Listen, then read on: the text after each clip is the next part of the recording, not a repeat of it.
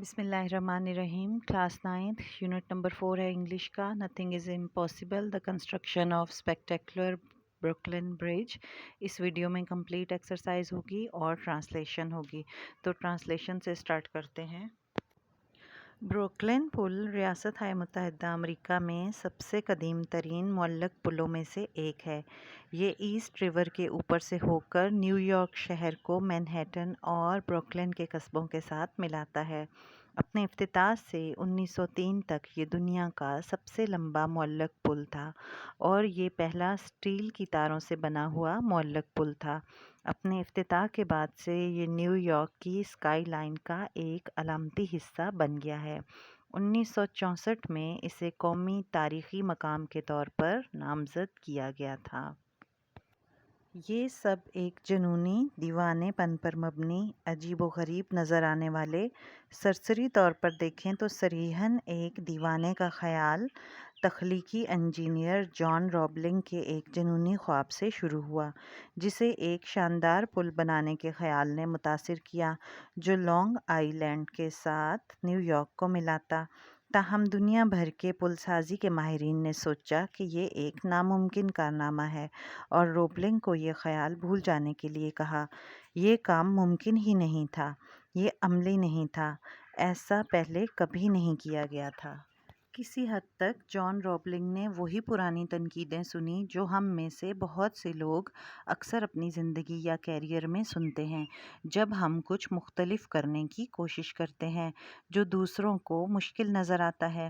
لیکن روبلنگ اپنے ذہن میں بنے اس پل کے خواب کو نظر انداز نہیں کر سکتے تھے۔ وہ اس بارے میں ہر وقت سوچتے تھے اور وہ اپنے دل کی گہرائی میں جانتے تھے کہ یہ کام ہو سکتا ہے۔ انہیں بس یہ خواب کسی اور کے ساتھ بانٹنا تھا۔ کافی بحث اور ترغیب کے بعد انہوں نے اپنے بیٹے واشنگٹن کو یقین دلایا، جو ایک ابھرتا ہوا انجینئر تھا، کہ پل واقعی میں بنایا جا سکتا ہے۔ باپ بیٹے کی اس گھریلو ٹیم نے پہلی بار اکٹھے کام کرتے ہوئے یہ منصوبے بنائے کہ اسے کیسے کیا جا سکتا ہے اور اس کی راہ میں حائل رکاوٹوں پر کس طرح قابو پایا جا سکتا تھا۔ پورے جوش، جذبے اور اپنے ساتھ موجود اس عظیم چیلنج کے جذبے کے تحت انہوں نے عملے کی خدمات حاصل کیں اور اپنے خوابوں کے پل کی تعمیر شروع کر دی۔ 3 جنوری 1870 کو تعمیر کا آغاز ہوا۔ پروجیکٹ اچھی طرح شروع ہوا، لیکن جب اسے چلتے ہوئے چند مہینے ہوئے تو جائے وقوع پر ایک المناک حادثے نے خواب کو چکنا چور کر دیا۔ جان روبلنگ کا پاؤں ایک آنے والی فیری کشتی سے ہونے والی ہلچل کے باعث پائلون مینار جیسا ڈھانچہ کے گروپ میں پھسل گیا۔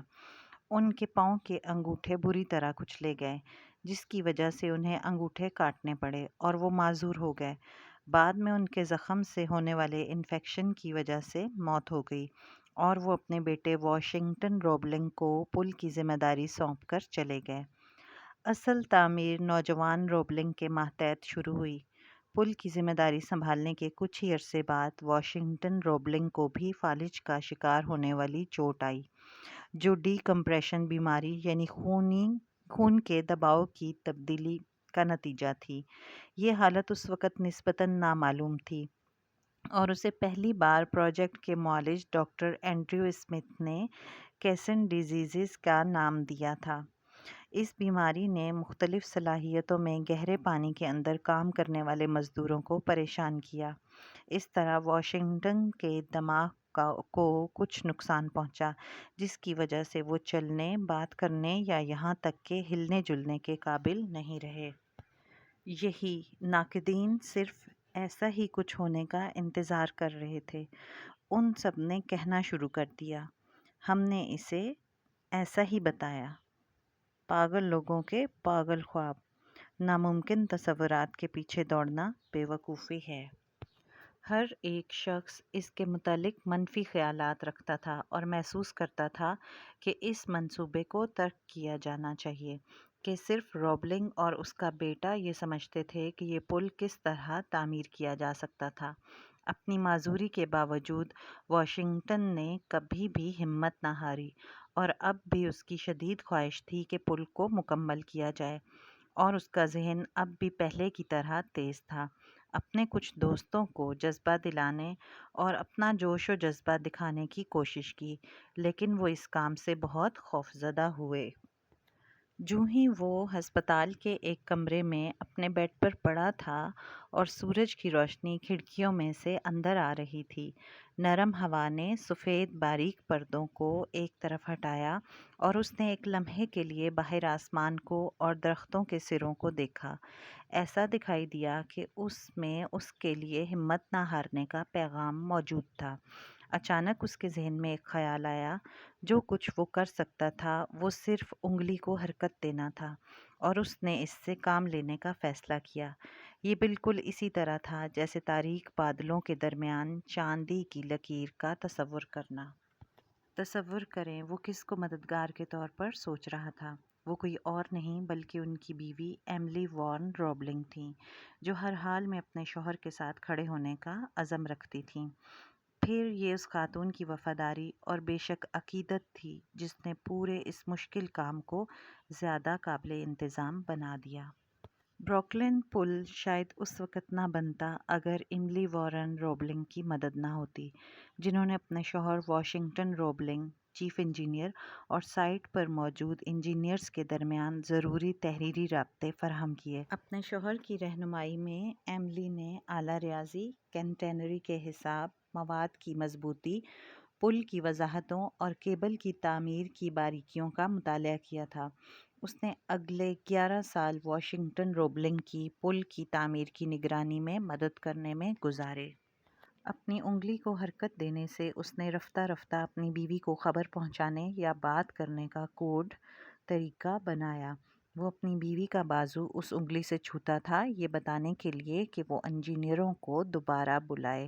پھر وہ اس کے بازو کو تھپکی دینے کا وہی طریقہ استعمال کیا کرتا تھا کہ وہ انجینئروں کو بتائے کہ انہیں کیا کرنا ہے۔ یہ طریقہ بہت بے وقوفانہ عمل معلوم ہوتا تھا، مگر پروجیکٹ دوبارہ شروع ہوا۔ 13 سال تک واشنگٹن اپنی بیوی کے بازو کو اپنی انگلی سے تھپکی دے کر ہدایات دیتا رہا، یہاں تک کہ پل آخرکار مکمل ہو گیا۔ بروکلن برج 24 مئی 1883 کو عام استعمال کے لیے کھول دیا گیا تھا۔ اس ڈھانچے پر اس کے بنانے والوں کے طور پر جان روبلنگ، واشنگٹن روبلنگ اور ایملی وارن روبلنگ کے نام کندہ ہیں۔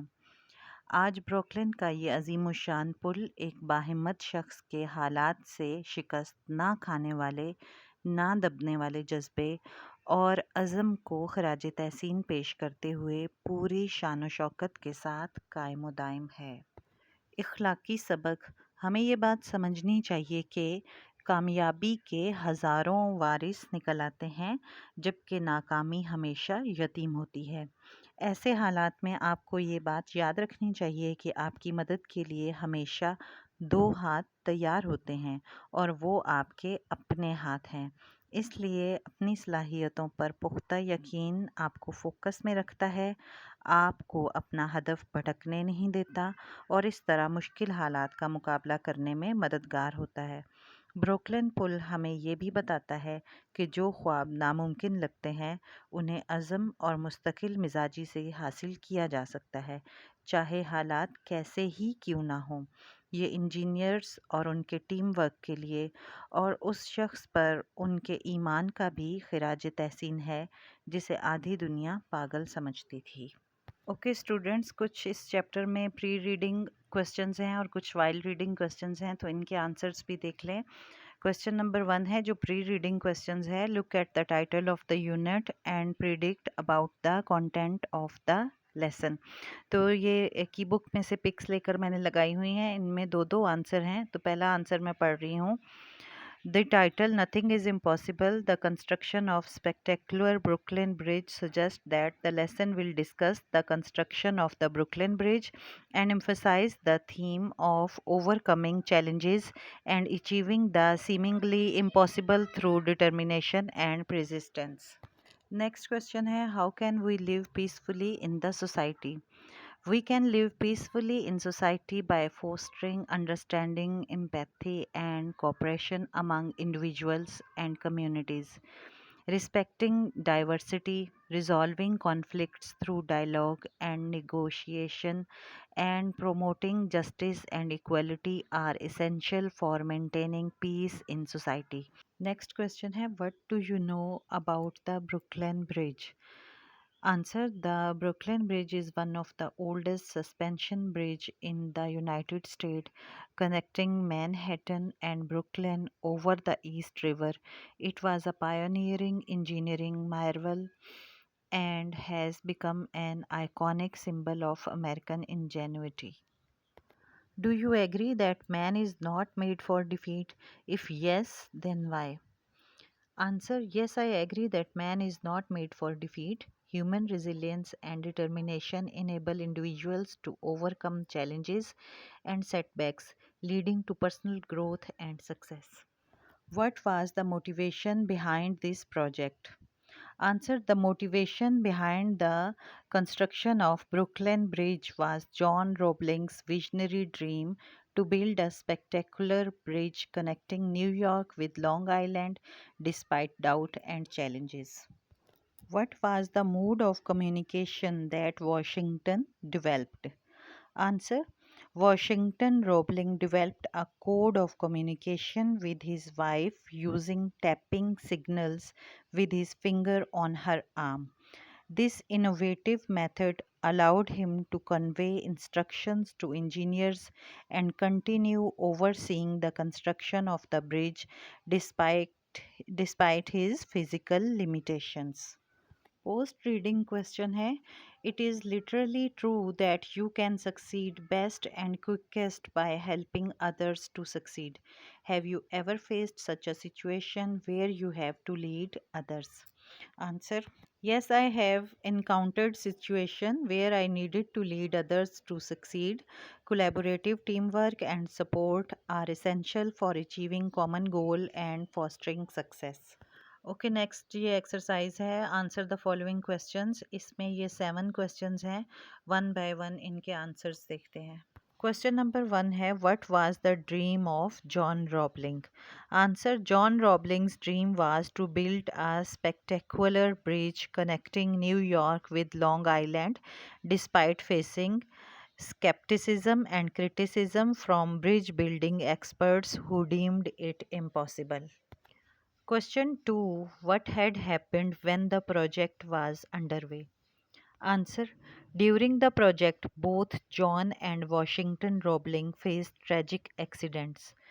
John's foot was crushed, leading to his death, while Washington suffered a paralyzing injury, leaving him unable to walk or talk. Question 3: why did the people criticize the Roeblings? Answer: people criticized the Roeblings because they doubted the feasibility of completing the bridge without their expertise after the tragic accidents. They believed the project should be abandoned as only the Roeblings knew how to build the bridge. Question 4: which disease attacked the underwater workers and what were its symptoms? Answer: the underwater workers were affected by decompression sickness, also known as Caisson disease. Due to the rapid change in pressure during underwater construction, symptoms include paralysis, joint pain, and numbness. Question 5: how did Mr. Washington communicate after the tragic accident?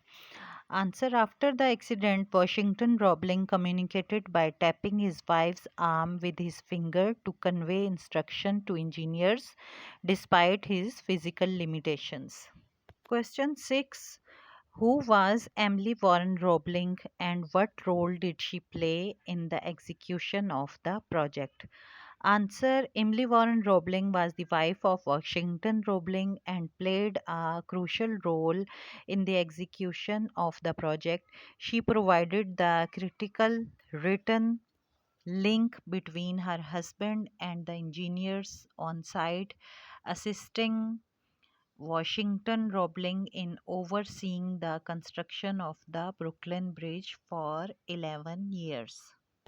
Question 7. When there is a will, there is a way. Explain in the light of the given lesson. The phrase, when there is a will, there is a way, emphasizes the importance of determination and persistence in overcoming obstacles. The story of the Brooklyn Bridge construction illustrates how unwavering belief in one's vision and innovative problem solving can lead to remarkable achievements even in the face of adversity. Okay ninth class आगे देखें। ये finding the main idea के paragraph होता है, उसको पढ़ने के बाद आपको कैसे पता चलता है कि इसका मेन आइडिया क्या है, और उसमें कुछ हिंट्स होते हैं जो आपको बताते हैं। फिर ये एक्टिविटी दी हुई है कि इस पैराग्राफ को पढ़ें और इसके क्वेश्चंस के आंसर दें। एक्टिविटी ए और बी एक्टिविटीज़ हैं, इनमें पैराग्राफ हैं, वो रीडिंग करके आप ये देख लें कि उनके कैसे आंसर निकालने हैं। फिर उसके बाद है वोकेबलरी एंड ग्रामर, उसमें पार्ट ऑफ स्पीच के बारे में ये एक पोएम की तरह से करके बताया गया है। ये बड़े मज़े की एक्टिविटी है। आपको पता है कि पार्ट ऑफ स्पीच क्या होते हैं और उनकी पहचान कैसे होती है। ये आगे एक्टिविटी भी दी हुई है कि पहचान करें जुमलों में कि कौन सा जो है वो इसमें पार्ट ऑफ स्पीच इस्तेमाल हुआ है। ये 10 हैं। और उसके बाद राइटिंग में है कि ये 5 लोगों का जो है वो 5 मेंबर हैं ग्रुप के और प्लानिंग कर रहे हैं clean and green Pakistan project की, उस पर एक डायलॉग लिखना है। तो ये मैंने यहाँ तक की पिक्स लेकर लगा ली हैं, आप ये प्लीज़ देख लीजिएगा। मुझे उम्मीद है कि ये आपके लिए काफ़ी मददगार साबित होंगे। शुक्रिया।